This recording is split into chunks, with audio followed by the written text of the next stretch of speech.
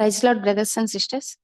ఆహ్, దేవుడైన దేవుడి యొక్క అద్భుతమైన కృపను బట్టి, ఈ రీతిగా నాకిచ్చినటువంటి ఈ సమయాన్ని బట్టి దేవునికి వందనాలు చెల్లించుకుంటూ, ఈ అవకాశం ఇచ్చినటువంటి ఎల్డర్ బ్రదర్స్‌కి నా థాంక్స్ చెప్పుకుంటున్నాను. ఆహ్, 2025వ సంవత్సరం ఆహ్, నా లైఫ్‌లో దేవుడు చేసినటువంటి అద్భుత కార్యాలు, ఆయన నన్ను ఈ రీతిగా సాక్షిగా నిలబెట్టినటువంటి విధానం ఎలా ఉన్నదో నేను మీతో పంచుకోవాలని ఆశపడుతున్నాను. అది కేవలం దేవుని యొక్క మహిమ కొరకు మాత్రమే నేను పంచుకోవాలని ఆశపడుతున్నాను. ఆహ్, నేను లాస్ట్ టైము లాస్ట్ ఇయర్‌లో ఒక సండే ఒక బ్రదర్ షేరింగ్‌లో ఈ మాట విన్నాను. కృప అంటే అర్హత లేనివటువంటి వారికి అర్హత కలగచేసేది కృప అని ఒక బ్రదర్ షేరింగ్‌లో నేను విన్నాను. నిజంగా అది నా పట్ల నిజమనిపిచ్చింది. ఎటువంటి అర్హత లేనటువంటి నాకు, ఆయన యొక్క అద్భుతమైనటువంటి కృప చేత నా జీవితంలో అనేకమైనటువంటి మేలులు, అది భౌతికంగా గానీ, ముఖ్యంగా ఆత్మ సంబంధంగా గానీ, దేవుడు నాకు కలగచేస్తున్న విధానాన్ని బట్టి ఆయనకు వందనాలు చెల్లించుకుంటున్నాను. మనందరికీ తెలుసు ఆహ్, ఇయర్ బై ఇయర్ గడవటం కాదు గానీ, ఇయర్ బై ఇయర్ మన స్పిరిచువల్ ప్రోగ్రెస్ ఎలా ఉంటది అని పరీక్షించుకుంటాం అనేది చాలా ఇంపార్టెంట్ అనేది మనందరికీ తెలిసిన విషయమే. అయితే ఈ ఇయర్‌లో నా భౌతిక సంబంధమైన విషయాల్లో గానీ, ఆత్మ సంబంధమైన విషయాల్లో గానీ, దేవుడు నాకు ఏ రీతిగా ప్రోగ్రెస్ ఇచ్చారనేది నేను పంచుకోవాలని ఆశపడుతున్నాను. దేవుడు నా లైఫ్‌లో ఈ లాస్ట్ ఇయర్ 2025 నాకు ఎలా స్టార్ట్ అయిందంటే, నా కాలు ఫ్రాక్చర్ అయింది. ఆ ఫ్రాక్చర్ అయినటువంటి విషయంలో అద్భుతంగా దేవుడు నాకు ఎటువంటి ఆపరేషన్స్ లేకుండా నాకు కాలుని స్వస్థపరిచారు. ఇప్పుడు నేను కింద కూర్చుని లెగవగలుగుతున్నాను. ఆ యొక్క కృప కేవలం దేవుడి దయ వలన మాత్రమే నాకు అనుగ్రహింపబడింది ఆ యొక్క స్వస్థత. ఆహ్, నిజానికి ఆపరేషన్ జరగకుండా రెండు సర్జరీస్ పడతాయన్నారు. కానీ ఎటువంటి సర్జరీ లేకుండా దేవుడు నాకు కృపను అనుగ్రహించారు, స్వస్థపరిచారు. అయితే అది భౌతిక సంబంధమైనటువంటి మేలైతే, ఆత్మ సంబంధంగా నాకు ఎలాగ మేలు కలిగిందంటే, ఆ ఫ్రాక్చర్ అనేది ఆహ్, యూజువల్లీ లెగ్ ఫ్రాక్చర్ అయితే మనం ఒకళ్ళ మీద డిపెండ్ అవ్వాలి. వాళ్ళ మీద మనం ఆధారపడాలి. ఏమన్నా లెగాలన్నా, లేదంటే బయటికి రావాలన్నా, లేదా లెగిసి కూర్చోవాలన్నా, లెగిసి నిలబడాలన్నా ఒకళ్ళ మీద మనం ఆధారపడాలి. ఆధారపడాలన్నప్పుడు నాకు నా లైఫ్‌లో మా మదర్ నాకు కొంచెం హెల్ప్ చేశారు. ఆవిడ పెద్ద పెద్ద వయసు. ఆహ్, కొంచెం మా పెద్దన్నయ్యకి కూడా చూస్తూ ఉండాలి. ఆవిడని ఎక్కువ నేను ఇబ్బంది పెట్టకూడదన్నటువంటి భావన నాకు కలిగింది. కలిగినప్పుడు నేను దేవుడిని అడిగాను. దేవా, నేను మనుషుల మీద ఆధారపడకూడదు. ఏ సిట్యుయేషన్‌లో అయినా నేను మనుషుల మీద ఆధారపడకూడదు. వాళ్ళని ఇబ్బంది పెట్టకూడదు. ప్రభా, నేను నిన్నే అడుగుతున్నాను. నువ్వు నాకు హెల్ప్ చెయ్యి. నేను నీ పైనే ఆధారపడతాను అని చెప్పేసి నేను ఆయనకి ప్రేయర్ చేసుకుంటం స్టార్ట్ చేస్తూ వచ్చాను. ఆయన ఆయన నాకు ఇచ్చినటువంటి అద్భుతమైన కృప ఏంటంటే, నాకు స్వస్థతతో పాటు ఆయన మీద ఎక్కువగా ఆధారపడే రీతిగా లాస్ట్ ఇయర్ నాకు చాలా బ్లెస్సింగ్‌గా అనిపిచ్చింది. ప్రతి విషయంలో ఆధారపడటం అనేది, దేవుడి మీద ఆధారపడటం అనేది నాకు చాలా బ్లెస్సింగ్‌గా అనిపిచ్చింది. అలా జీవించినప్పుడు నేను పొందినటువంటి ఆనందము, అనుభూతి అది ఒక రకమైనటువంటి శాంతి, ఇదివరకి ఇయర్స్‌లో లేనటువంటి శాంతి నేను దేవుడి దగ్గర ఆధారపడినప్పుడు నాకు ఆయన ఇచ్చినటువంటి విధానంలో చూస్తే నాకు చాలా హ్యాపీ అనిపిచ్చింది. అది అన్ని విషయాల్లో. ఈవెన్ నేను సంపాదించిన డబ్బులు నా చేతిలో ఉన్నప్పటికీ, నేను నేను బట్టలు కొనుక్కోవాలనుకున్నా దేవుడి మీద ఆధారపడ్డాను. ఆహ్, మ ఇంకా చెప్పాలంటే నాకు లెగ్ ఫ్రాక్చర్ అయినప్పుడు ఆహ్, నడక సరిగ్గా కుదరదని చెప్పేసి షూ కొనుక్కున్నా అవి సెట్ అవ్వలేదు. నేనప్పుడు మళ్ళీ దేవా నన్ను క్షమించు, నేను నడకున్న షూ కొనుక్కున్నాను. నాకు కాలికి సెట్ అవ్వట్లేదు. నడక సరిగ్గా రావట్లేదు. నాకు హెల్ప్ చేయండి. ఆహ్, సరైనటువంటి చెప్పులు గాని ఏమన్నా నాకు మీరే ఇవ్వండి. మీరిస్తే శ్రేష్టంగా అవి సెట్ అవుతాయని ప్రేయర్ చేసుకొనెళ్ళి కొనుక్కుంటే నిజంగా అవి నాకు ఎంత కంఫర్ట్‌నిచ్చాయంటే నా నా నడకకి ఎంతో సపోర్టివ్‌గా నాకనిపించాయి. అంటే దేవుడు మనల్ని ఎంత కంఫర్ట్‌గా ఉంచుతారంటే ఆయన మీద ఆధారపడినప్పుడు ప్రతి విషయంలోనూ కంఫర్ట్‌గా ఉంచుతారు. అలాగే ఆత్మ సంబంధమైన విషయంలో కూడా ప్రతి విషయానికి అంటే ఏది మాట్లాడాలి, ఏది మాట్లాడకూడదు, ఎలా స్పందించాలి, ఎలా స్పందించకూడదు అనేది అస్సలు తెలీదు. ఎంత ఏజ్ వచ్చినా గానీ ఆ విషయాల్లో తప్పిపోయే ఛాన్సెస్ చాలా ఉంటాయి. కానీ ఎప్పుడైతే దేవుడి దగ్గరికి వెళ్ళి ప్రభా ఈ డే నా నా వల్ల కాదు. నేను సంబంధంగా జీవించాలి. నీ యొక్క సాక్షిగా జీవించాలి. నా కుటుంబంలో నిన్ను చూపించాలి. ఉన్నటువంటి ఇద్దరికైనా నిన్ను చూపించాలంటే నా వల్ల కాదు. నువ్వు నాకు సహాయం చేయనప్పుడు ఆయన అద్భుతంగా నాకు సహాయం చేస్తూ వచ్చారు. వాళ్ళని ఓర్చుకోవటానికి, వాళ్ళని ప్రేమించటానికి, వాళ్ళకి ఏమన్నా చేయటానికి దేవుడు నాకు ఆయన కృపను అనుగ్రహించారు. అది ఫస్ట్ విషయం. నాకు ది బెస్ట్ ఏదైనా జరిగింది 2025వ సంవత్సరంలో బాగా మేలుకరమైన విషయం ఏంటంటే ఆత్మ సంబంధంగా దేవుడి పైన ప్రతి విషయానికి ఆధారపడి జీవించటం అనేది నాకు చాలా బ్లెస్సింగ్ అనిపించింది. సామెతలకు రాసినటువంటి ఆ సామెతల్లో ఉంటుంది కదా, నీ స్వబుద్ధిని ఆధారం చేసుకొనక దేవుని యందు ఆధారపడమని ఉంటుంది కదా. నిజంగా మన స్వబుద్ధిని ఆధారం చేసుకున్న ప్రతిసారి నన్ను నేను టెస్ట్ చేసుకుని నా స్వబుద్ధిని ఆధారం చేసుకుని చేసిన ప్రతి పని ఫెయిల్యూర్. అది నేను హార్ట్ఫుల్ గా 100% చెప్పగలను. నా స్వబుద్ధిని ఆధారం చేసుకుని నేను చేసిన ప్రతి పని ఫెయిల్యూరే. ఎప్పుడైతే దేవుణ్ణి ఆధారం చేసుకుని నేను నడుస్తూ దేవుడు నన్ను నడిపిస్తూ వచ్చారో అది నేను ప్రతి విషయంలో నేను సక్సెస్ అనేది చూశాను. అది కేవలం దేవుడు వలన మాత్రమే అయింది. కేవలం పరిశుద్ధాత్మ దేవుని యొక్క ఆత్మ సహాయం వలన మాత్రమే అయ్యింది. అయితే పరిశుద్ధాత్మ దేవుడు అంటే ఆయన మనలోకి వస్తే ఏయో అద్భుతాలు జరిగిపోతాయి, ఏయో మెరాకిల్స్ జరిగిపోతాయి కాదు. కానీ నా విషయంలో అద్భుతం అంటే ఏమిటంటే నేను పట్టుకున్నది నా అంతటి నేనే వదిలేశానంటే అది పరిశుద్ధాత్మ దేవుని యొక్క ఆత్మ సహాయం. నేను అనుకున్నది నేను చేయకుండా నేను దాన్ని రిజెక్ట్ చేశానంటే అది పరిశుద్ధాత్మ దేవుని యొక్క ఆత్మ సహాయం.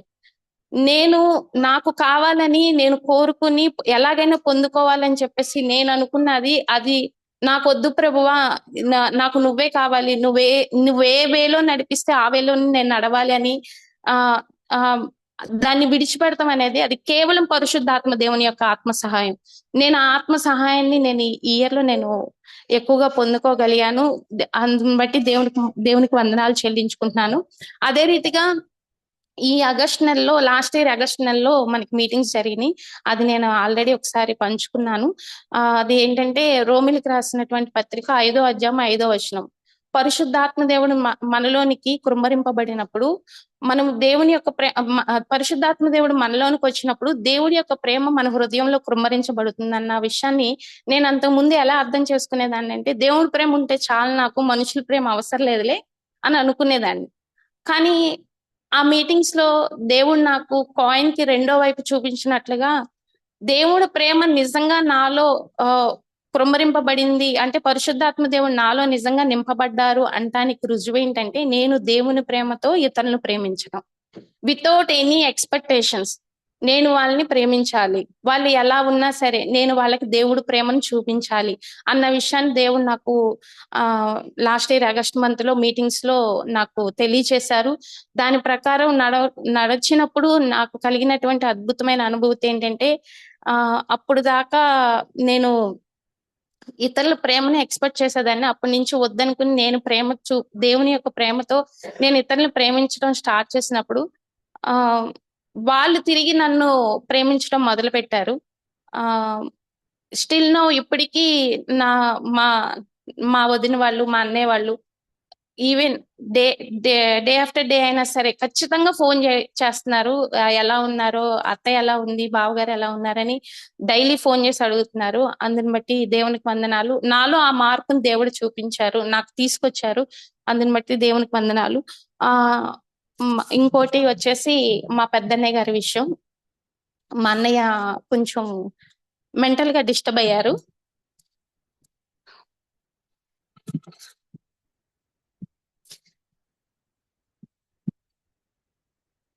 ఆయన్ని నేను నా ఊహొచ్చి కాడి నుంచి ఆయన్ని నేను అలాగే చూస్తున్నాను.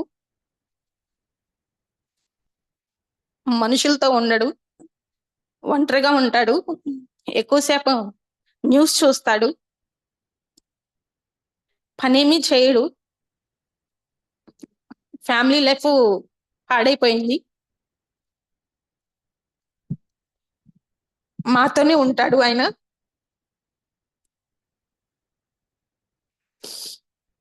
ఆయన నేను నా ఊహ వచ్చినప్పటి నుంచి మా అన్నయ్య నేను అలాగే చూశాను. నేను అనుకునేదాన్ని వీటికి ఏంటి ప్రేమ పాసం ఏమీ లేదు, బాధ్యతలు ఏం తీసుకోడు, ఈడేంటి ఇట్లా ఉన్నాడు అని నేను మా అన్నయ్య గురించి నేను చాలా సార్లు అనుకున్నాను. అయితే మా అన్నయ్య ఒక మానసికమైనటువంటి వ్యాధితో బాధపడుతున్నాడని చెప్పేసి నాకు 4 years బ్యాక్ తెలిసింది. అది స్క్రిజోఫీనియా అంట. ఆ వ్యాధి మానసికమైనటువంటి వ్యాధి. అయితే 4 years బ్యాక్ ఇప్పుడు చెప్పాను కదా, నా స్వబుద్ధితో నేను మా అన్నయ్యకి ట్రీట్మెంట్ ఇప్పించాలని చెప్పేసి నేను ప్రయత్నించాను. ఆ ప్రయత్నించిన ప్రయత్నం ఎలా అయిందంటే అది పెద్ద బ్లాస్ట్ అయిపోయింది. ఆ ఈవెన్ మా రెనానియల్ ఫ్యామిలీ నాతో పూర్తిగా మాట్లాడటం మానేశారు ఒక 1 year దాకా. అంత అంత అంటే నా స్వబుద్ధితో నేను ప్రయత్నించాను. మీరు చూడరా, మీరు పట్టించుకోరా, ఇలాంటి వేలో నేను వాళ్ళని అడగటం అలా చేయటం జరిగింది. అయితే ఈ ఇయర్ లో దేవుడు నాకు ఆయన ఇంకా మానసికమైనటువంటి పరిస్థితి చాలా పీక్స్కి వెళ్ళిపోయింది అనమాట. ఎలా అంటే ఆయన ఇతరులను కూడా అనుమానించటం, మమ్మల్ని అనుమానిస్తున్నారంటే ఓకే, ఇంట్లో మేము ఓకే, బయట వాళ్ళని కూడా అనుమానించి మాట్లాడటం.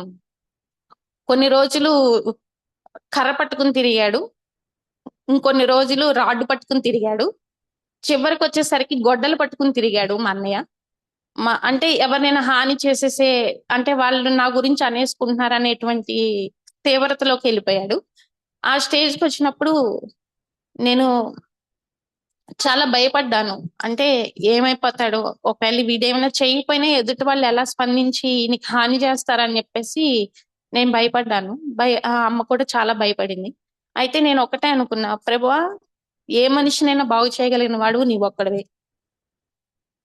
సహాయం చేయండి. ఆ రోజు దెయ్యాలు పట్టి ఇబ్బంది పడినటువంటి వ్యక్తిని నువ్వు బాగు చేశావు. ఏ ఎవరైతే ఎవరైతే నీ దగ్గరికి వచ్చారో, ఎవరి దగ్గరికైతే నువ్వు వెళ్ళావో వాళ్ళు ఖచ్చితంగా బాగుపడ్డారు. నాకు మా అన్నయ్య విషయంలో నువ్వు సహాయం చేయ ప్రభా, నువ్వు మాత్రమే చేయగలవు. ఈసారి నేను వాడిని హాస్పిటల్కి తీసుకెళ్తానికి నేను ప్రయత్నించటం, అన్నయ్యల్ని అడగటం, వదిన వాళ్ళని అడగటం, నేను అమ్మని మోటివేట్ చేయటం ఏమీ నేను చేయను. నాకు నాకొద్దు, నేను నీ మీదే ఆధారపడుతున్నాను, నాకు సహాయం చేయ ప్రభా. అసలు మా అన్నయ్యని హాస్పిటల్కి తీసుకెళ్తానికి ఆయన అసలు రాడు. ఆయన అసలు 4 years బ్యాక్ ఏం జరిగిందంటే ట్రైన్ టికెట్స్ బుక్ చేసి పంపించాను, నేను అన్నయ్యని నాన్నగారిని పంపించాను. స్టేషన్ దాకా వెళ్ళి మా నాన్నగారితో నాకు లేదు పిచ్చి, మీకు పిచ్చి, మీరు వెళ్ళి చూపించుకోండి అని చెప్పేసి ఆయన మీద ఎదురు తిరిగి ఇంటికి వచ్చేసాడు. అయితే ఆయన అసలు హాస్పిటల్కి తీసుకెళ్ళటం అనేది అసము. ఆయనకి ఈవెన్ ఏదైనా ఫుడ్ ఏదైనా వెరైటీ చేసి పెడుతున్నా ఇందులో ఏం కలిపారో అని అడిగే స్థితికి వెళ్ళిపోయాడు. ఆయన హాస్పిటల్కి రమ్మని చాలా సార్లు, ఆ మధ్యలో చాలా సార్లు మా అమ్మగారు అడిగితే ఆయన ఒప్పుకోలేదు, నేను రాను అన్నాడు. అలాంటి వ్యక్తి నేను సంఘంలో మన గ్రూప్ లో నేను ప్రేయర్ రిక్వెస్ట్ పెట్టాను, మా అన్నయ్య ట్రీట్మెంట్ కి స్పందించి రావాలి అని. నిజంగా సంఘానికి నేను ఎంతగానో రుణపడి ఉన్నాను. మా అన్నయ్య కోసం ప్రేయర్ చేశారు.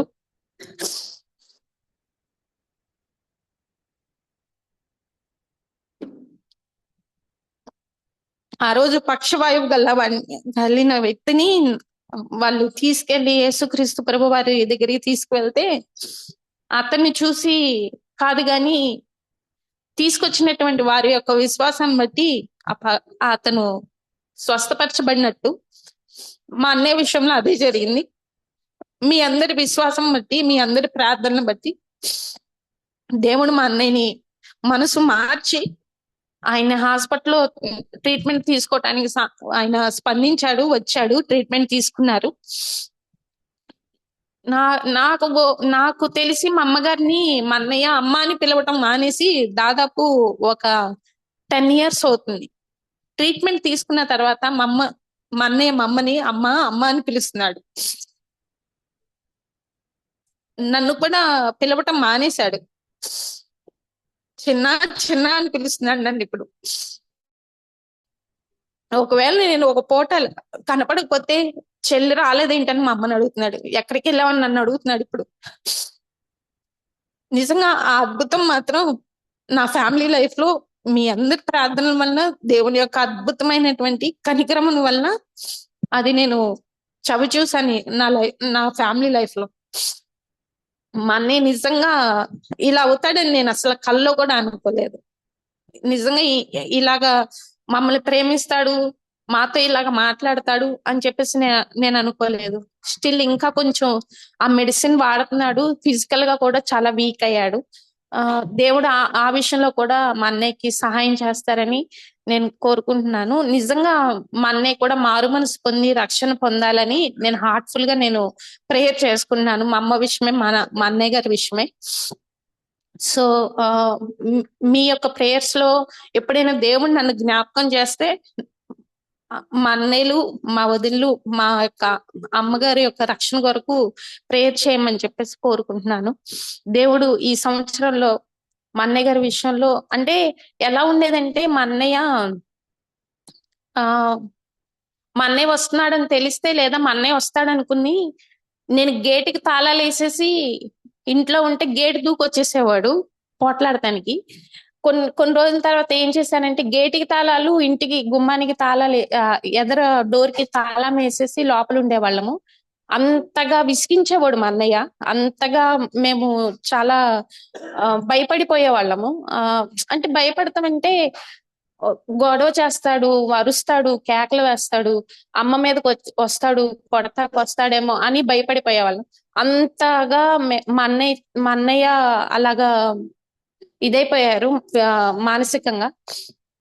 ఆ స్టేజ్ నుంచి దేవుడు ఇప్పుడు మేము లేకపోతే మా అన్నయ్య ఉండట్లేదు. ఇది వరకు ఒంటరిగా ఉండేవాడు. ఎన్ని రోజులైనా ఎన్ని డేస్ అయినా ఒంటరిగా ఉండేవాడు. ఇప్పుడు మేము లేకుండా ఆయన ఉండలేకపోతున్నాడు. ఈ మార్పును బట్టి దేవునికి వందనాలు చెల్లించుకున్నాం. ఖచ్చితంగా ఇక్కడ దాకా తీసుకొచ్చినటువంటి దేవుడు ఖచ్చితంగా అన్నయ్యకి, అమ్మకి, అన్నయ్యలకి రక్షణ ఇస్తారని నేను విశ్వసిస్తున్నాను. అందుని బట్టి దేవునికి వందనాలు. అదే రీతిగా నా జీవితంలో నేను స్ట్రగుల్ అయ్యే విషయం ఏంటంటే ఒక ఓడకి మునిగిపోవటానికి కారణం ఏదైనా ఉందంటే ఒక చిన్న హోల్. ఆ హోల్ ఉంటే ఆ ఓడలోకి నీళ్లు ప్రవేశించి ఆ ఓడ మొత్తం మునిగిపోయే ప్రమాదం ఉంటుంది. అలాగే నా లైఫ్ లో ఏంటంటే ఆలోచనలు, ఈ ఆలోచనల్ని జయించడం అనేది నా వల్ల అయినటువంటి పని అయితే కాదు. నేను చాలా ప్రయత్నాలు చేశాను. లాస్ట్ వీక్ చెప్పినట్లుగా ఈ ఆలోచనలు అంటే ఇన్ని స్ట్రగుల్స్ మధ్య ఆలోచనలు జయించాలంటే అవ్వదు. అన్నం తిని చేయి కడుక్కునే గ్యాప్ లో ఆలోచన వచ్చేసిద్ది. అంత తీవ్రంగా వేధించేస్తాయి ఆలోచనలు. సో ఎప్పుడైనా ఏదైనా ఇష్యూ జరిగితే ఇంకా ఎక్కువగా తీవ్రంగా వేధించేస్తాయి. సో దాని నుంచి ఓవర్కమ్ అవ్వటానికి జాక్ బ్రదర్ గారి మెసేజెస్ వింటాం, లేదంటే అవి వింటున్నా కూడా ఒక 5 నిమిషాలు 10 నిమిషాలు మాత్రమే కాన్సన్ట్రేట్ చేయగలిగేదాన్ని. ఆ తర్వాత నా వల్ల అయ్యేది కాదు. మళ్ళీ ఆలోచన వచ్చేది. ఇక్కడ ఆడియో ప్లే అవుతానే ఉండేది, కానీ నా ఆలోచన వల్ల ఏం చెప్పారో కూడా అర్థమయ్యేది కాదు. అక్కడితో ఆపేసేదాన్ని. అక్కడి నుంచి మళ్ళీ స్పిరిచువల్ సాంగ్స్ వినటానికి ప్రయత్నించేదాన్ని. అయినా సరే అలాగే ఉంది. అలా చాలా స్ట్రగుల్ అయ్యేదాన్ని. ఈ ఆలోచన జయించాలంటే నా వల్ల కాదు ప్రభువా, నాకు సహాయం చేయండి అని చెప్పేసి నేను చాలా సార్లు గాడ్ ని నేను అడిగినప్పుడు అద్భుతంగా ఈ సంవత్సరంలో నాకు ఇచ్చినటువంటి గొప్ప కృప ఏంటంటే బైబిల్ జ్ఞానం, వాక్యం నీలో కొదువుగా ఉందని విన్సెంట్ బ్రదర్ గారి యొక్క మెసేజెస్ ద్వారా మొన్న మీటింగ్స్ లో నాకు దేవుడు స్పష్టంగా తెలియచేశారు. బైబిల్ జ్ఞానం అనేది నాకు కావాలి అంటే, బైబిల్ జ్ఞానం ఇక్కడ ఉంటే తల మాత్రమే ఎక్కువైపోద్ది, లైఫ్ కూడా ఉండాలి అన్నట్టుగా నాకు దేవుడు ఏదైతే వాక్యం ద్వారా మాట్లాడారో, ఏదైతే చేయమని చూపించారో ఆ వాక్యాన్ని వరకే నేను మనసులో పెట్టుకునేదాన్ని. కానీ అది రాంగ్. ఖచ్చితంగా బైబిల్ జ్ఞానం అనేది ఉండాలి. పరిశుద్ధాత్మ దేవుడు వెళ్తున్నటువంటి సిచ్యువేషన్స్ లో ఆ వాక్యాన్ని మనకు గుర్తు చేసి మనకి హెల్ప్ చేస్తారని చెప్పినప్పుడు అవును నాకు కావాలి అని చెప్పేసి నాకు అర్థమైంది. అదే రీతిగా అసలు పాత నిబంధన నాకు అసలు అంటే ఎప్పుడు చదివినా ఎస్తేరు వరకు వచ్చి ఆగిపోతాను. అయితే ఆ విషయంలో కూడా నేను సరి చేసుకోవాలి అని చెప్పేసి నేను అనుకున్నాను. అనుకున్నప్పుడు దేవుడిని నేను సహాయం అడిగాను. నాకు అర్థమైపోయింది. అంటే ఈ ఎక్స్పీరియన్సెస్ అన్ని నాకు దేవుడు ఆయన మీద ఆధారపడితే నాకు వచ్చినటువంటి ప్రతి రిజల్ట్ నేను చూస్తూ వచ్చాను కదా. ఈ విషయంలో కూడా నేను ఖచ్చితంగా దేవుడి దగ్గరికి వెళ్ళాలి. నేనుగా ఏదైనా మొదలు పెడితే అది ఎప్పటికైనా ఆగిపోయిద్ది. దేవుడు మొదలు పెడితే మాత్రం అది కొనసాగింపబడిద్ది అని చెప్పేసి ఆయన దగ్గరికి వెళ్ళి ప్రేయర్ చేసుకున్నప్పుడు దేవుడు నాకు సహాయం చేశారు. అదే టైంలో నాకు తెలీదు ఆ ఏంటి యూత్ బ్రదర్స్ లో బ్రదర్ ని ఎల్డర్ బ్రదర్ గారిని కంటత వాక్యాలు చదవటానికి కొన్ని ఇస్తారా అని అడిగినప్పుడు బ్రదర్ పోస్ట్ చేశారు. అదే రీతిగా ఒక సిస్టర్ ది సాక్ష్యం పంపినప్పుడు దాన్ని బట్టి కూడా నాకు ఎంకరేజ్, అంటే ఇన్ని విధాలుగా దేవుడు నాతో మాట్లాడినప్పుడు నేను స్పందించాలి. స్పందించకుండా నాకు రాదు, నేను ఇలాగే ఉంటానని అనుకోకూడదు. నేను కంటత వాక్యం అంటే మెమరైజింగ్ వర్డ్ అంటే కంటత వాక్యం అంటే ఓన్లీ సండే స్కూల్ చిల్డ్రన్స్ కోసమే అని నేను అనుకునేదాన్ని. అంటే ఇంత ఏజ్ వచ్చేసింది, చదువులో ఇంత గ్యాప్ వచ్చేసింది, మనం చదివి మళ్ళీ దాన్ని మనం గుర్తుంచుకుంటాం అవదేమో అని అనుకున్నాను. కానీ దేవుడికి మాత్రం అసాధ్యం అంటూ ఏది ఉండదు. అది దేవుడిస్తే కనుక అది మనలో ఉంటుంది అన్న విషయం దేవుడు నాకు బయలుపరిచి నేను ఆయన అడిగినప్పుడు బ్రదర్ పెట్టినటువంటి ఆ వాక్యాలు ఏవైతే ఉన్నాయో ఇక్కడతో వీటితో స్టార్ట్ చేద్దాం. ఎప్పుడు చెప్తారు కదా మనకి, ఒక్క అడుగేస్తే దేవుడు 99 అడుగులు ఆయన వేయిస్తాడని. నేను ఒక్క అడుగు వేయటానికి నేను ఇష్టపూర్వకంగా నిజంగా గనక ప్రయత్నిస్తే దేవుడు నా చేత 99 అడుగులు వేస్తారు. ఈ విషయంలో కూడా ఆయన నాకు హెల్ప్ చేస్తారని చెప్పేసి బ్రదర్ పెట్టినటువంటి వాక్యాలని కంఠస్థం చేయటం మొదలు పెట్టాను. అది చదువుతూ బండి మీద వెళ్ళేటప్పుడు నేను ఆలోచించడం, వాటిని మెమరైజ్ చేసుకుంటాం. ఖాళీగా ఇంట్లో ఉన్నప్పుడు వాటి గురించి మెమరైజ్ చేసుకుంటాం. పడుకున్నప్పుడు మెమరైజ్ చేసుకుంటాం. నాకు అలా మెమరైజ్ చేసుకుంటాం మూలంగా నాకు ఆలోచనలు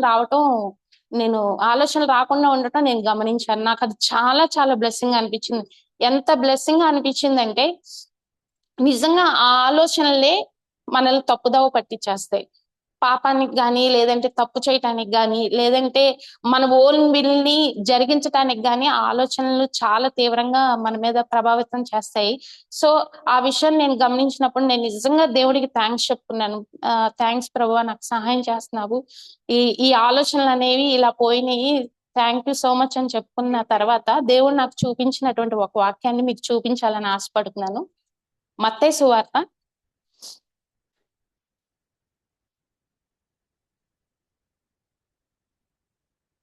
19వ అధ్యాయము 13, 14 వచనాలు. మత్తయి సువార్త 19వ అధ్యాయము 13, 14 వచనములు. అప్పుడు ఆయన వారి మీద చేతులుంచి ప్రార్థన చేయవలనని కొందరు చిన్నపిల్లలను ఆయన యొద్దకు తీసుకుని వచ్చిరి. ఆయన శిష్యులు తీసుకువచ్చిన వారిని గద్దింపక యేసు, చిన్న పిల్లలను ఆటంకపరచక వారిని నా యొద్దకు రానీయుడి, పరలోక రాజ్యం ఇలాంటి వారిది. అంటే చిన్న పిల్లల మనస్థితికి నేను వెళ్ళాలి. కంటత వాక్యం అనేది ఓన్లీ చిన్న పిల్లలకే కాదు, నాకు కూడా. నేను వాళ్ళ స్థాయికి నేను రావాలి, నన్ను నేను తగ్గించుకోవాలి. ఈ వాక్యాల విషయంలో నాకు దేవుడు ఈ వచనాన్ని చూపించారు. అలాగే ప్రతి విషయంలో కూడా చిన్న పిల్లల యొక్క మనస్థితిలోనికి వెళ్ళాలి. ఒకవేళ ఎవరైనా మనకు హాని చేసినా ఈజీగా వాళ్ళు ఎలా అయితే సారీ చెప్పేసుకుని ఎలాగోలా మళ్ళీ ఆటల్లో వాళ్ళు కలిసిపోతూ ఉంటారు. అలాగే ప్రతి విషయాన్ని చిన్నపిల్లల యొక్క మనస్థితిలోనికి నేను వెళ్ళాలి, దేవుడు నాకు ఈ రీతిగా నాకు మార్గాన్ని చూపించారని చెప్పేసి నేను తెలుసుకున్నాను. అయితే అవి నాకు చాలా హెల్ప్ చేశాయి. అలాగే బైబిల్ స్టడీ విషయంలో కూడా దేవుడు నాకు హెల్ప్ చేస్తూ వస్తున్నారు. అందుని బట్టి దేవునికి వందనాలు. అయితే మనకి క్యాలెండర్ ఇచ్చారు కదా, మనకి ఈ ఇయర్ క్యాలెండర్ ఇచ్చినప్పుడు జనవరి నెల 1st వచనం నాకు దేవుడు నాతో మాట్లాడినట్లుగా అనిపించింది. నాకు ఆ రోజు ఇచ్చిన చేతిలోకి తీసుకోగానే నాకు చాలా హ్యాపీ అనిపించింది. అది ఫిలిప్పీలకు రాసినటువంటి పత్రిక 1వ అధ్యాయము 4వ వచనం.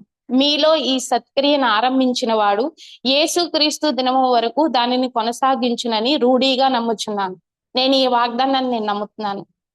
ఎలా అంటే నాలో ఏదైనా మంచి క్రియ స్టార్ట్ అయింది అంటే అది కేవలం దేవుని యొక్క కృపను బట్టి మాత్రమే, పరిశుద్ధాత్మ దేవుని యొక్క ఆత్మ సహాయాన్ని బట్టి మాత్రమే. సో నేను ఖచ్చితంగా నమ్ముతున్నాను, దేవుడు ఆత్మ సంబంధమైన విషయాల్లో ఏదైతే కార్యాలను నాలో ప్రారంభించారో అది ఖచ్చితంగా ఆయన కొనసాగిస్తారని చెప్పేసి నాకు ప్రామిస్ ఇచ్చారు. అందుని బట్టి దేవునికి వందనాలు. ఆ ఈ ఈ ఈ అన్ని కార్యాలలో లాస్ట్ ఇయర్ దేవుడు నాకు సహాయం చేస్తూ వచ్చారు. మళ్ళీ 31st నైట్ నేను ఒకటే అనుకున్నాను, ప్రభువా నెక్స్ట్ ఇయర్ నేను ఎలా జీవించాలో నాకు తెలీదు, నేను నిన్ను అనుసరిస్తూ జీవిస్తాను, నువ్వు చూపించిన వేలో నేను నడుస్తాను, నువ్వు నాతో మాట్లాడు అనుకుని వచ్చాను. దేవుడు చెప్పిన మాటలు ఏంటంటే, నా అంతరంగ జీవితంతో, నా బాహ్య సంబంధమైన జీవితంతో, నా ఆచరణాత్మకమైనటువంటి జీవితంతో నేను ఆయన్ని ప్లీజ్ చేయాలి, నేను ఆయన్ని మహిమపరచాలి. ఈ రీతిగా నేను ఆయన విషయంలో ఆయన కనుదృష్టికి నేను ఓకే అనుకున్నప్పుడు మాత్రమే సంఘము తర్వాత సెకండ్ మెసేజ్ లో సంఘం విషయంలో చాలా ఆసక్తి కలిగి ఉండాలి. నిజంగా నేను సంఘం నుంచి నేను చాలా పొందుకున్నాను.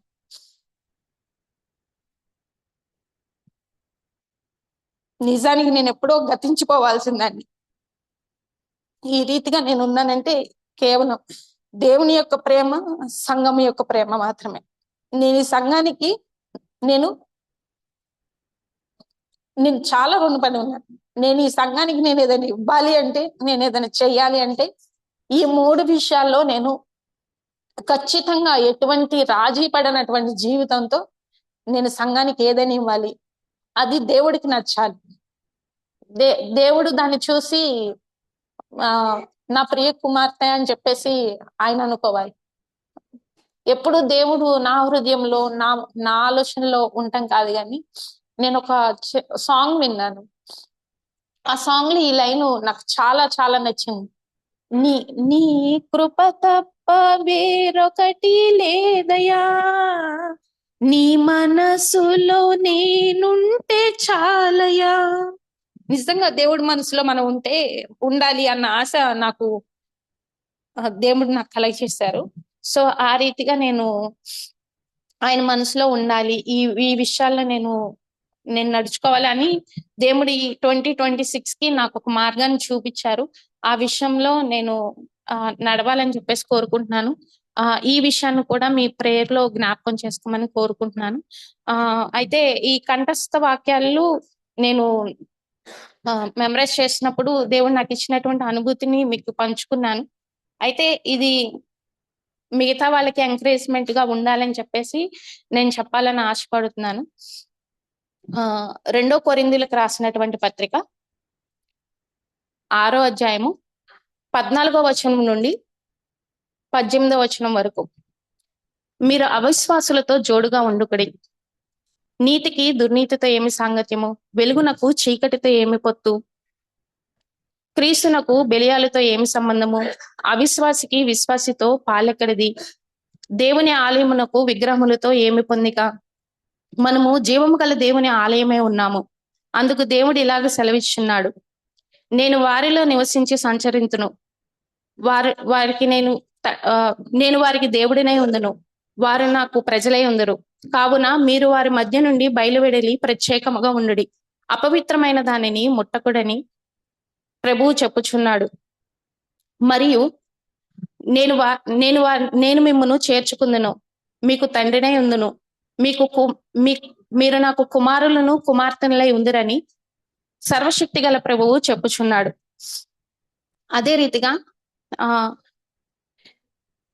గలతీలకు రాసినటువంటి పత్రిక 5వ అధ్యాయము 16వ వచనం నుండి 26వ వచనం వరకు. నేను చెప్పున్నదేమనగా ఆత్మానుసారంగా నడుచుకునడి, అప్పుడు మీరు శరీర ఇచ్చను నెరవేర్చరు. శరీరము ఆత్మకును, ఆత్మ శరీరమును విరోధముగా అపేక్షించును, అవి ఒకదానికొకటి వ్యతిరేకముగా ఉన్నవి గనక మీరు ఏమి చేయనిశ్చింతురో వాటిని చేయకుందురు. మీరు ఆత్మచేత నడిపింపబడిన ఎడల ధర్మశాస్త్రమునకు లోనైన వారు కారు.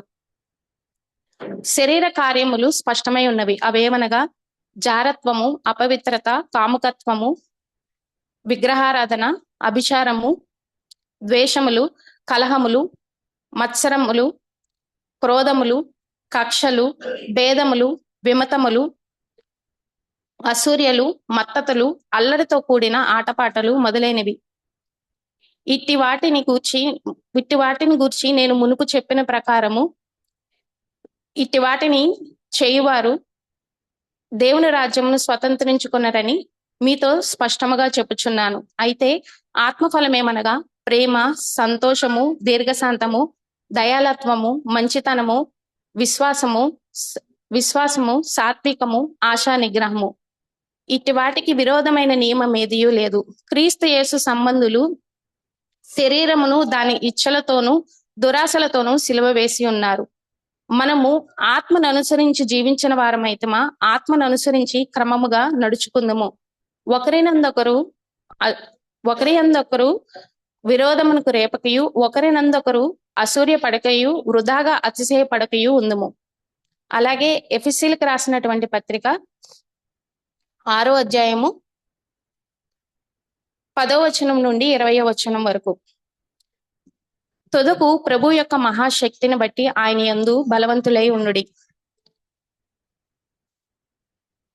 తుదకు ప్రభు యొక్క మహాశక్తిని బట్టి ఆయన యందు బలవంతులై ఉండుడి. మీరు అపవాది తంత్రములను ఎదిరించుటకు శక్తిమంతులగునట్లు దేవుడిచ్చు సర్వాంగ కవచమును ధరించుకున్నది. ఏలయనగా మనం పోరాడున్నది శరీరులతో కాదు గాని ప్రధానులతోనూ అధికారులతోనూ ప్రస్తుత అంధకార సంబంధులకు లోకనాథులతోనూ ఆకాశ మండలమందున్న దురాత్మ సమూహములతోనూ పోరాడుచున్నాము. అందుచేత మీరు ఆపద్దినమందు వారిని ఎదిరించుటకు సమస్తమును నెరవేర్చిన వారే నిలవబడుటకు శక్తిమంతులగునట్లు దేవుడిచ్చు సర్వాంగ కవచమును ధరించుకునుడి. ఎలాగనగా మీ నడుమునకు సత్యమైన దట్టిని కట్టుకుని నీతి అని మైమరుపును తొడుగుకొనుడి. పాదములకు సమాధాన సువార్త వలనైన సిద్ధ మనస్సును జోడును తొడుగుకొనుడి. ఇవన్నీయుగాక విశ్వాసమును డాలు పట్టుకొనుడి. దానితో మీరు దుష్టుని యొక్క అగ్నిబాణములన్నిటినీ ఆర్పివేయటకు శక్తిమంతులగుదురు. మరియు రక్షణ అను శిరస్త్రాణమును దేవుని వాక్యమును ఆత్మ ఖడ్గమును ధరించుకొనుడి. ఆత్మ వలన ప్రతి సమయమందును ప్రతి విధమైన ప్రార్థనను విజ్ఞాపనను చేయుచు ఆ విషయమై సమస్త పరిశుద్ధుల నిమిత్తము పూర్ణమైన పట్టుదలతో విజ్ఞాపన చేయుచు మెలకువగా ఉండుడి. మరియు నేను దేని నిమిత్తము రాయబారినై సంఖ్యలలో ఉన్నానో ఆ సువార్త మర్మమును ధైర్యముతో తెలియచేయటకు నేను నోరు తెరిచినప్పుడు దానిని నేను మాట్లాడవలసినట్లుగా ధైర్యముతో మాట్లాడుటకై వాక్శక్తి అనుగ్రహింపబడినట్లు నా నిమిత్తము పూర్ణమైన పట్టుదలతో విజ్ఞాపన చేయుచు మెలకువగా ఉండుడి. ఈ విషయాలు నేను నేర్చుకున్నాను. నిజంగా దేవుడు ఈ 2025 లాస్ట్ ఇయర్ 2025 లో దేవుడు నాకు చేసినటువంటి అనేక మేళలను బట్టి ఇంకా కృతజ్ఞతగా ఇంకా ఆయనకి నమ్మకస్తురాలుగా జీవించాలని ఆశపడుతున్నాను. అదే రీతిగా ఈ 2026 కి ఆయన ఇచ్చినటువంటి గురి, ఆ మార్గం, ఆ వేని నమ్మకంగా నేను కొనసాగాలని ఆశపడుతున్నాను. దేవుడు నా లైఫ్ లో చాలా మేలు చేశారు. ఇవి కేవలం 1 సంవత్సరం మేలే, కానీ ఆత్మ సంబంధంగా జీవించాలని ఆశ గనక ఉంటే గనక ఖచ్చితంగా పరిశుద్ధాత్మ దేవుని యొక్క ఆత్మ సహాయం కావాల్సిందే. ఇప్పుడు నేను చెప్పినటువంటి కంటత వాక్యాలు కూడా నేను ఒక గాడ్లీ సిస్టర్ కి షేర్ చేసుకున్నాను. సిస్టర్ ఇలాగా అని చెప్పి షేర్ చేసుకున్నప్పుడు సిస్టర్ ఏం చెప్పారంటే, ఆ సిస్టర్, అవును సిస్టర్, నేను ఇదివరకు కంఠస్థం చేసి నాకు ఇప్పటికీ జ్ఞాపకం ఉన్నాయి. ఇప్పుడు నేను స్టార్ట్ చేద్దామంటే నా వల్ల అవ్వట్లేదు అని అన్నారు. అప్పుడు నాకు ఏం అర్థమైందంటే, దేవుడు ఎప్పుడైతే ఇస్తాడో అప్పుడే నేను తీసుకోవాలి. నేను కావాలనుకున్నప్పుడు, నేను ఎప్పుడో 1 సంవత్సరం తర్వాత నేను చేస్తాను, లేదా 5 నెలల తర్వాత నేను చేస్తాను, 6 నెలల తర్వాత నేను చేస్తాను అంటే అది నాకు రాకపోవచ్చు. కానీ దేవుడు ఎప్పుడైతే ఇస్తున్నాడో అప్పుడు మాత్రమే నేను తీసుకోవాలన్న విషయాన్ని నేను అప్పుడు గ్రహించుకోగలిగాను. సో పరిశుద్ధాత్మ దేవుడు ఖచ్చితంగా ప్రతి ఒక్కరికి, మనందరికీ ఆయన హెల్ప్ చేస్తారు. నా లైఫ్ లో ఖచ్చితంగా ఆయన యొక్క సహాయం మాత్రమే నన్ను ఈ రీతిగా నిలబెట్టింది. అందుని బట్టి దేవునికి వందనాలు. ఈ సాక్ష్యం దేవుడు దీవించును కాక.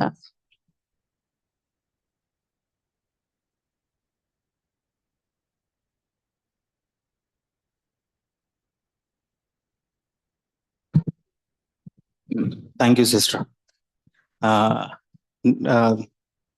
అఖిలి, నేను కూడా అదే ఆలోచనలో ఉన్నాను, కొత్త వర్సెస్ నేర్చుకుందాం అనేది. అయితే వర్సెస్ నేర్చుకోవడం నాకు అవసరం కూడా. ఆయన ఏమో చూడకుండా టకటక చెప్తున్నారు, ఎవరు? Vincent brother. నేను ఈయన బ్రదర్ మళ్ళీ సార్ చెప్పండి, అది తీసి చండాలంగా ఉంటుంది. సో అదొకటి నేను కూడా నేర్చుకుందామని డిసైడ్ అయ్యాను. Thank you very much sister. అయితే యూత్ కి ఇది ఛాలెంజ్ నిజంగానే. పోటీ పెట్టుకుందాం మనం. రెడీ? ఓకే, బర్త్డేస్ కోసం ప్రార్థన చేద్దాం. ఈ వారం ప్రమీల రాణి, మన బిఎస్ఎన్ఎల్ మోహర్ బ్రదర్ వైఫ్, ఆమెది బర్త్డే ఉంది. అలాగే టైలర్ డలాస్ ఎల్డర్ అయిన మన శ్యామ్ బ్రదర్ వల్ల అల్లుడు గారు, ఈయన కోసం కూడా ప్రార్థన చేద్దాం. ప్రార్థన. మహాగణుడు మహోన్నతుడు అయిన ప్రియ పరలోకపు తండ్రి, మీ పాదములకు వందనాలు, స్తుతులు, స్తోత్రాలు. కృపగలిగిన దేవా, మమ్మల్ని ప్రేమించి నాయన మీ బిడ్డల యొక్క జీవితాల్లో మీరు చేసిన కృపను బట్టి ప్రభా, మీరు ఇచ్చిన మంచి రోజులని బట్టి, మిమ్మల్ని స్తుతించడానికి నాయన మీ సన్నిధి రావడానికి మీరు ఇచ్చిన గొప్ప కృపను బట్టి కూడా నీకు వందనాలు. ప్రమీల రాణి గారి గురించి ప్రార్థిస్తున్నాం తండ్రి. సిస్టర్కి మీరు ఇచ్చిన కొత్త సంవత్సరాన్ని బట్టి నీకు వందనాలు ప్రభా. సిస్టర్ విషయంలో ఏవైతే కొద్దుగా ఉన్నాయో ఈ రాబోయే సంవత్సరం అంతా కూడా ప్రభా వాటిని నెరవేర్చమని బ్రతిమాలుతున్నాం. కృప కలిగిన తండ్రి, ఆ కుటుంబాన్ని కట్టుకోవడానికి ప్రభా సహాయం దయచేయండి. బ్రదర్ కి ప్రభా మరి మీరు ఇచ్చిన సాటి అయిన సహాయంగా సిస్టర్ ఉండడానికి సహాయం దయచేయండి. కృపను అనుగ్రహించమని వేడుకుంటున్నాం. అలాగే టైలర్ బ్రదర్ని బట్టి నీకు వందనాలు, స్తోత్రాలు. సంఘాన్ని ప్రభా నడిపించగలిగే కృపను ఆయనకి రాబోయే సంవత్సరం కూడా దయచేయమని బ్రతిమాలుతున్నాం. గత సంవత్సరం అంతా మీరు ఇచ్చినటువంటి కృపను బట్టి నీకు వందనాలు. ఇచ్చిన బిడ్డని బట్టి కూడా మీకు వందనాలు, స్తుతులు, స్తోత్రాలు చెల్లించుకుంటున్నాం. ఆయన కుటుంబాన్ని అలాగే సంఘాన్ని నడిపించగలిగే జ్ఞానాన్ని దయచేయమని వేడుకుంటున్నాం. మా సంఘాన్ని మీరు ఎంతగానో ప్రేమిస్తున్నందుకు మీకు వందనాలు, స్తోత్రాలు తండ్రి. మమ్మల్ని ప్రేమిస్తూ ప్రభా మీరు మాకు ఇచ్చిన ఈ అద్భుతమైన సమయాన్ని, సహవాసాన్ని బట్టి నీకు వందనాలు. మేము ఒకరినొకరు ప్రభా మరి రేపుకొనుచు ప్రభా మేము ఆత్మీయంగా ఎదగడానికి ప్రభా ఆరిపోకుండా ఉండడానికి మాకు సహాయం దయచేయండి. సాక్ష్యాలను బట్టి కూడా నీకు వందనాలు చెల్లించుకుంటున్నాం. సమస్త మహిమ మీకే ఆరోపిస్తూ మనల్ని నేర్చుకునే నామని అడిగి వేడుకొంచున్నాం పరమ తండ్రి. ఆమెన్.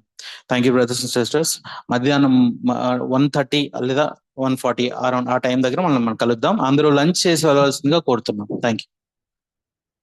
దయచేసి అందరూ ఉండండి కూడా. సాక్ష్యం చెప్పేవాళ్ళు మాత్రమే కాదు, వినడం అనేది నిజంగా చాలా ఎంకరేజింగ్ గా ఉంటుంది. Okay, please.